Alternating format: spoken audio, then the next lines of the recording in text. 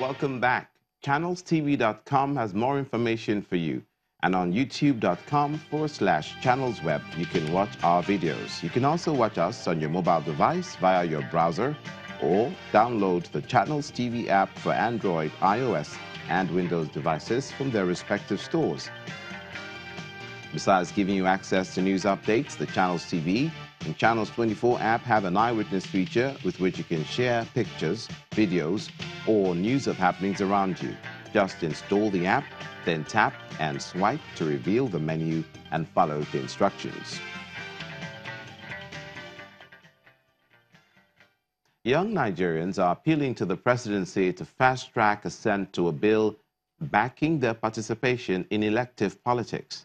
The group presented their request when they met with the Vice President, Professor Yemi Osinbajo, at the State House in Abuja.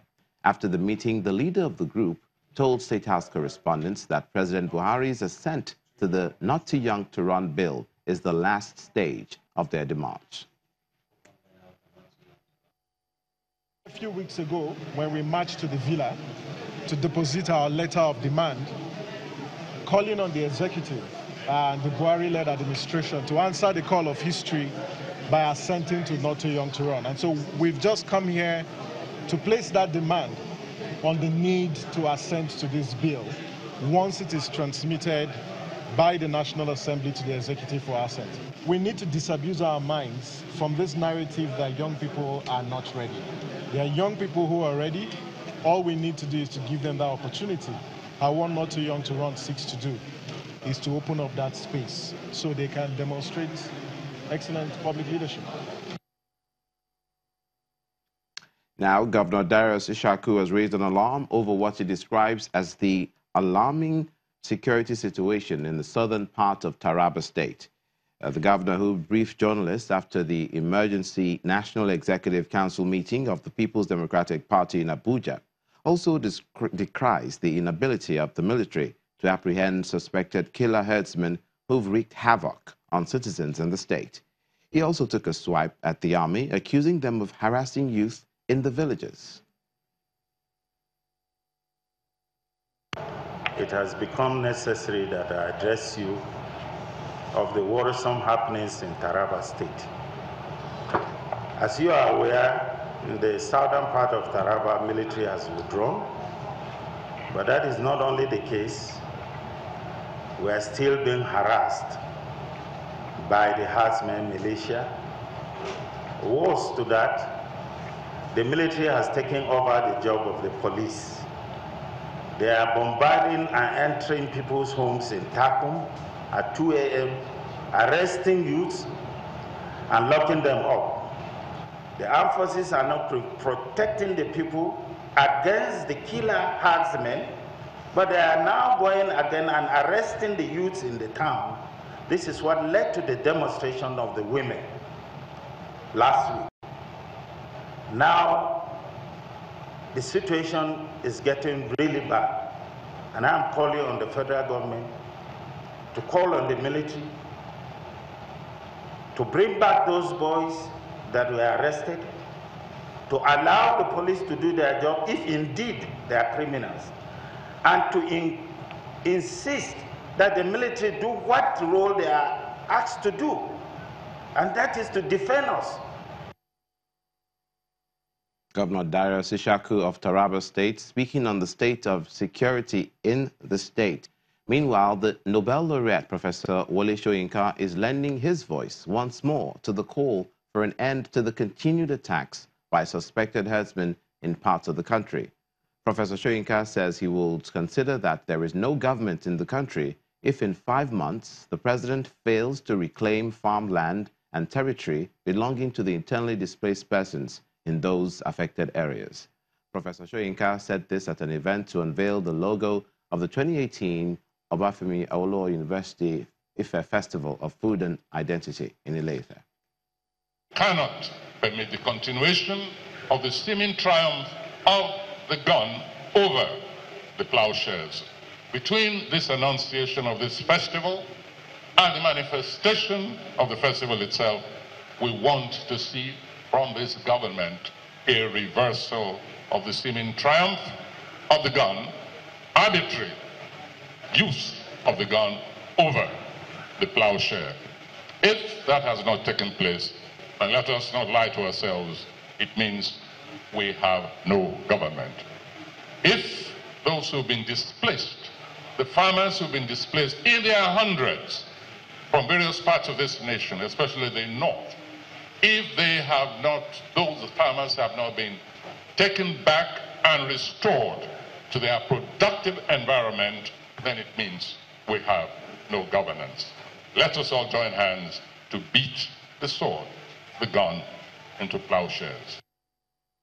Nobel laureate Professor Wole Soyinka. We'd like to turn our attention to the health sector now.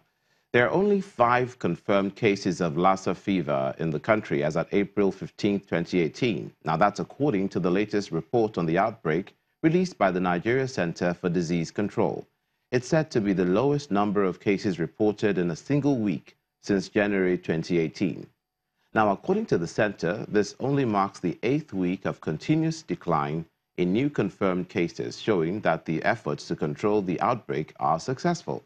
Since the onset of the 2018 outbreak, the Federal Ministry of Health, through the Nigeria Center for Disease Control, state governments and partners, global partners, have coordinated response activities across the country. There is a warning, however, that despite the reduction in cases, the period of highest risk of Lassa fever has not passed. Therefore, the NSCDC and its partners say they are resolved in the strengthening of surveillance activities across the country, which has led to the detection of new sporadic cases in some states, as seen recently in Abia and Adamawa states, and a reinforcement of control measures in those states.